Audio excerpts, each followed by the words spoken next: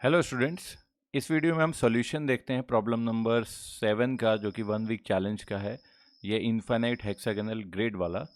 और इस क्वेश्चन में यहाँ पे दो adjacent points A and B और ए एंड सी, इनके बीच में जो है इक्विवेलेंट रेजिस्टेंस निकालने को बोला गया है, जबकि सारे जितने भी ब्रांचेस हैं सबका रेजिस्टेंस गिवन है इक्वल टू आर है। ठीक है। तो अब इस तरह के जो ग्रिड वाले क्वेश्चंस होते हैं, सेम रेजिस्टेंस के ग्रिड के जो क्वेश्चन जिनमें इक्विवेलेंट रेजिस्टेंस के निकालना होगा, उसमें एक एक्सीलेंट मेथड हमारे पास होता है क्वेश्चन सॉल्व करने का, by the method of superposition. अब ये मेथड ऑफ सुपरपोजिशन भी अलग अलग तरीके से करंट इलेक्ट्रिसिटी की सर्किट्स में लगाते हैं। जिस तरह से हम यहाँ पे लगाते हैं उसमें वो लॉजिक समझ लेते हैं कि क्या लॉजिक है। जैसे हमारे पास किसी सर्किट में एक बैटरी है, तो एक बैटरी अगर इस तरह से है, तो बैटरी से अगर कुछ करंट निकलती है, लेट से करंट आई निकल रही है, तो हमें पता है कि पॉजिटिव टर्मिनल से जितनी भी करंट निकल रही है, नेगेटिव टर्मिनल में उतनी करंट आ जानी चाहिए इंस्टेंटेनियसली। जितने टाइम में कुछ भी चार्ज पॉजिटिव प्लेट से निकलेगा, उतने ही टाइम में सेम चार्ज एंटर करना चाहिए। मतलब कि ये जो बैटरी है, ये बैटरी नेट में कभी इसका चार्ज बदलता नहीं है। ठीक है। तो अब इसी चीज़ को हम लोग सुपर पोजिशन क्या करते हैं कि एक तरह से देखो कि बैटरी एक ऐसी डिवाइस हो गई जो कि एक एक पार्ट उसका है कि करंट वहाँ से निकल रहा है, और दूसरा पार्ट उसका वो भी है जिसमें उस बैटरी के अंदर करंट एंटर कर रहा है। तो ये जो दोनों फंक्शन हैं बैटरी के करंट को देने के और लेने के, उन दोनों फंक्शंस को हम सेपरेट कर देते हैं। तो हम एक बैटरी की जगह मान लेंगे कि दो ऐसे सिस्टम्स हैं हमारे पास, नोड बोल दो उन्हें या उन्हें कुछ भी बोल दो, कि एक ऐसी हमारे पास डिवाइस है। लेट से एक उसकी पॉजिटिव डिवाइस है। इस बैटरी को दो पार्ट में हमने तोड़ दिया। एक पॉजिटिव वाला part which only gives the current, जो कि केवल करंट पैदा करता है। ठीक है। और एक इसका नेगेटिव पार्ट है जो कि करंट सिर्फ जिसकी वजह से एंटर करती है, सिस्टम में आती है। तो या आप बोल सकते हो कि आप ये करंट को पुल करता है, खींचता है, और ये पुश करता है, बाहर करता है। ठीक है। अब इन दोनों पार्ट्स की वजह से अलग अलग सर्किट हम लोग, जैसे एक सर्किट में कहीं पे बैटरी लगी हुई है ना, तो उस बैटरी की जगह हम क्या करेंगे कि सिर्फ पॉजिटिव वाला लगा के देखेंगे क्या इफेक्ट हो रहा है, और सिर्फ नेगेटिव वाला लगा के देखेंगे क्या इफेक्ट हो रहा है, और दोनों के इफेक्ट्स को सुपर इम्पोज कर देंगे। तो दोनों के इफेक्ट्स को एक साथ जब हम लगा देंगे तब तो वो इफेक्टिवली क्या हो जाएगी, बैटरी हो जाएगी। तो अब जैसे इस क्वेश्चन को पहला ए एंड बी के बीच में हमें निकालना है कि what is the equivalent resistance. तो इक्विवेलेंट रेजिस्टेंस जिन भी दो पॉइंट्स के बीच में निकालना है, जस्ट टू विजुअलाइज और प्रॉब्लम सॉल्व करने के लिए आप क्या करो कि उनके बीच में एक बैटरी लगा दोगे। ऐसे करोगे कि अगर ए एंड बी के बीच में मैं बैटरी लगा देता ऑफ ईएमएफ ई, और इस बैटरी से करंट जाती आई। ठीक है। तो equivalent resistance A and B के बीच का मतलब यही हुआ कि मैं सिर्फ इसी बैटरी ईएमएफ ई के बैटरी के बीच में एक सिंगल रेजिस्टर लगा दूं of resistance A and B के बीच में, जितना भी इक्विवेलेंट है आर ए बी के बराबर का। उस कंडीशन में भी ये battery same current I produce करे। इक्विवेलेंट का मतलब यही होता है कि same battery same current produce करे। इक्विवेलेंट रेजिस्टेंस का मतलब, अब जैसे इसी सर्किट में अगर हम लिखना चाहें तो इक्वेशन हमारी क्या बननी चाहिए, E must be equal to I into R A B. ठीक है। ये इक्वेशन से हम जो है कंपेयर कर लेंगे यहाँ वाली इक्वेशन को। अब यहाँ पे देखो, जो बैटरी से करंट निकला आई, वो ए वाले ब्रांच से उसके सामने तीन ब्रांचेज हैं, और ये आइडेंटिकल ब्रांचेस भी नहीं है। अगर पूरी ब्रांच अगर देखो कि बैटरी के दोनों टर्मिनल लगे होंगे, तो बी वाले टर्मिनल से होके तो देखो अंदर करंट को एंटर करना है। ए से जो लेफ्ट में यहाँ पे करंट जा रही है, उससे तो डायरेक्टली यहाँ पे बैटरी के नेगेटिव टर्मिनल में जुड़ा भी नहीं हुआ। तो इसका मतलब जो है सारे पाथ भी इक्वल है नहीं, तो कोई सिमेट्री भी आप अभी तक नहीं लगा सकते। बट उसकी जगह काम ये करो कि यहाँ पे ए वाली साइड पे बैटरी का पॉजिटिव टर्मिनल लगाया था हमने, तो ऐसा मान लो कि अभी सिर्फ और सिर्फ पॉजिटिव लगा दिया यहाँ पे। अगर ए वाले पे सिर्फ पॉजिटिव लगा दिया होता, तो उसी बैटरी का देखो एक काम ये हो गया, बैटरी से अगर आई करंट निकलना था तो बैटरी के प्लस वाले से भी आई करंट निकलेगा। बट अब नेगेटिव वाला तो कहीं सीन में ही नहीं है। तो सिर्फ यहां से समझो कि एक तुम्हारे पास एक नोड आ गया, तुम्हारे पास एक ऐसा जंक्शन आ गया जिस जंक्शन से, इस ए वाले जंक्शन से करंट जाएगी हर डायरेक्शन में। तीन ब्रांचेज हैं जिसमें जा सकती है, और चूंकि यहाँ पे सिर्फ जाने वाला रास्ता है, आने वाला कुछ है ही नहीं, तो तीनों रास्ते इक्वल होंगे।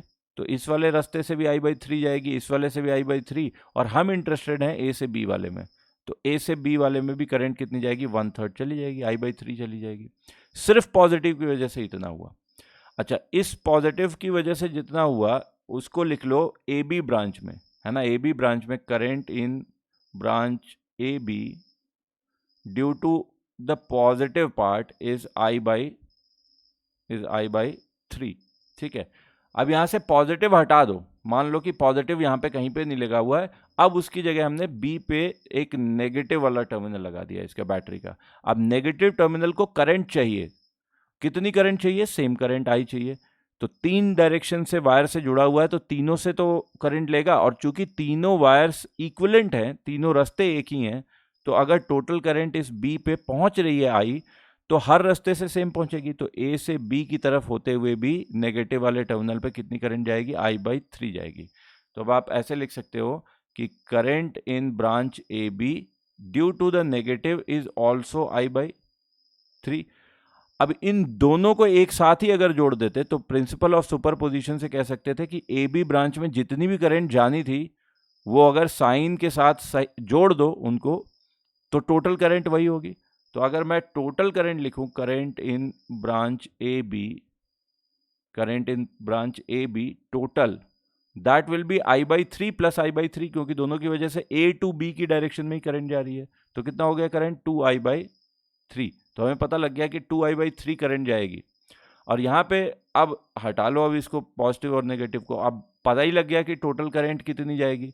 ये बैटरी हमने लगा रखी है ऑफ EMF E, और ए को पॉजिटिव टर्मिनल से जोड़ा है, बी को नेगेटिव टर्मिनल से जोड़ा है, और ए से बी की डायरेक्शन में हमारे पास पता है ऑलरेडी कितनी करंट जा रही है, 2I/3।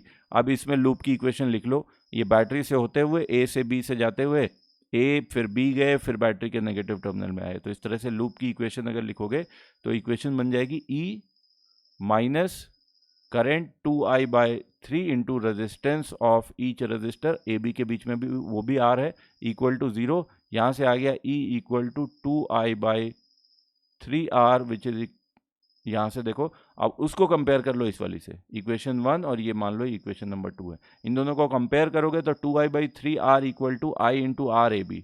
सो RAB I तो कैंसिल हो जाएगा, will be equal to 2R/3। ये हो गया हमारा आंसर, ठीक है। तो अब ए एंड बी के बीच में निकाल लिया। अब हम मान लो निकालना है हमें ए एंड सी के बीच में, तो सेम ही लॉजिक लगाना है फिर से। तो इसको साफ कर देते हैं पहले, ठीक है। अब ए एंड सी के बीच में लगाना है फिर से वही लॉजिक कि ए पे सिर्फ पॉजिटिव लगा दो तो क्या होगा।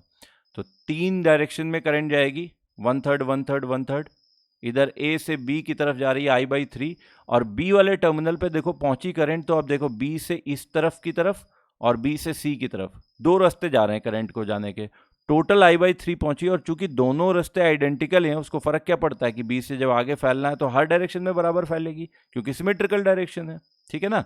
ऐसे देखो, इधर ए से बी की तरफ, इधर की तरफ भी I/3, और इधर की तरफ भी I/3, फिर यहाँ से देखो 2 रास्ते हो रहे हैं, तो इधर I/6, इधर I/6। तो सिमिलरली बी से सी की तरफ भी हमें पता है, बी टू सी की डायरेक्शन में भी कितनी करंट जाएगी, I/3 का हाफ, विच इज I/6। तो अगर मैं इसी को सिंप्लीफाइड तरीके से सिर्फ पॉजिटिव वाले की तरफ से देखूं, तो ए यहाँ पे आ गया, बी यहाँ पे आ गया, और सी यहाँ पे आ गया, ठीक है। अब मैं रेड कलर से पॉजिटिव टर्मिनल वाले का करंट लिखते जाता हूँ। ए से बी की तरफ करंट आया था कितना, I/3, और बी से सी की तरफ करंट गया था कितना, I/6। ऐसे लिख लिया। अब यहाँ से पॉजिटिव टर्मिनल वाला जितना काम करना था वो हमने कर लिया, इसको हटाओ। अब सी पे उठा के नेगेटिव टर्मिनल लगाओ, माइनस वाला टर्मिनल। अब ये माइनस टर्मिनल का काम क्या है, करंट को पुल करना। टोटल करंट कितनी पुल कर रहा है वो I। तो देखो हर डायरेक्शन से सेम सेम करंट जाएगी, तो बी से सी की तरफ यहाँ से 3 डायरेक्शन से टोटल करंट I आ रही है, तो एक में कितनी आएगी, I/3, ठीक है। और फिर यहाँ पे देखो बी वाले ब्रांच पे 2 डायरेक्शन से करंट आई होगी, एक इधर से और एक ए की तरफ से, और चूंकि दोनों डायरेक्शन आइडेंटिकल हैं तो सेम ही आएगी। तो फिर से लॉजिकली हम बोल सकते हैं उसी कि ये करंट हो जाएगी कितनी, उसकी हाफ, I/6। इधर से भी आएगी I/6, और इस वाले तरीके से वो दोनों जोड़ के पहुंच जाएंगे I/3। तो सिर्फ और सिर्फ अगर हम नेगेटिव टर्मिनल की वजह से देखें तो क्या हो रहा है, A point, B point, C point बना दो, तो ए पॉइंट से बी पॉइंट की तरफ, ए से बी की तरफ यहाँ पे देखो कितनी करंट जा रही है, I/6, और बी से सी की तरफ कितनी जा रही है करंट, I/3। ठीक है, अब ए टोटल देखना है। अगर बैटरी लगा देते, अलग अलग टर्मिनल की जगह बैटरी लगा देते हम यहाँ पे, तो इस तरह की सिचुएशन होती कि ए पे पॉजिटिव टर्मिनल लगा हुआ है और सी पे नेगेटिव टर्मिनल लगा हुआ है, बैटरी का ईएमएफ ई है। और अब देखो ए से बी की तरफ टोटल करंट कितनी जाएगी, तो यहाँ पे इन दोनों की वजह से उठा के जोड़ना है, तो डायरेक्शन तो सेम ही आ रही है, ए टू बी इधर भी है, ए टू बी इधर भी है।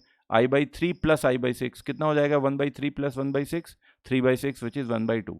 सिमिलरली यहाँ पे बी से सी के बीच में भी, तो इन दोनों को उठा के अगर जोड़ दोगे तो दिख रहा है कि ए, बी और सी कहीं पे ले लो, इन सब के लिए इसमें भी करंट जा रही है I/2 और इसमें भी करंट जा रही है I/2, और यहाँ पे हमने लगा रखी है बैटरी एक ऑफ ईएमएफ ई। इसके आगे इधर कुछ कुछ लगा हुआ है, हमें कोई मतलब नहीं, बी से कुछ लगा है, हमें कोई मतलब नहीं, हम बस ये वाला लूप पकड़ते हैं।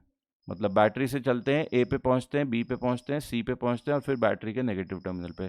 तो अब लूप की इक्वेशन क्या बन जाएगी, ई माइनस यहाँ पे I/2 into R, minus I/2 into R, minus यहाँ से यहाँ तक का फिर से minus I/2 into are equals 0, और यहाँ से इक्वेशन बन जाएगी हमारे पास E equal to I into are.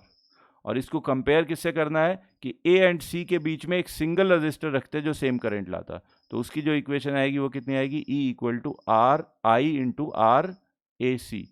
इस वाली इक्वेशन को बोल देते हैं इक्वेशन नंबर 1, इसको बोल दो इक्वेशन नंबर 2। 1 एंड 2 को कंपेयर कर लो, आई से कैंसिल हो गया, तो आर ए सी की वैल्यू यहाँ से आ गई, आर ए सी की वैल्यू किसके बराबर हो गई, आर के बराबर हो गई। ठीक है, तो ये हो गया क्वेश्चन आपका।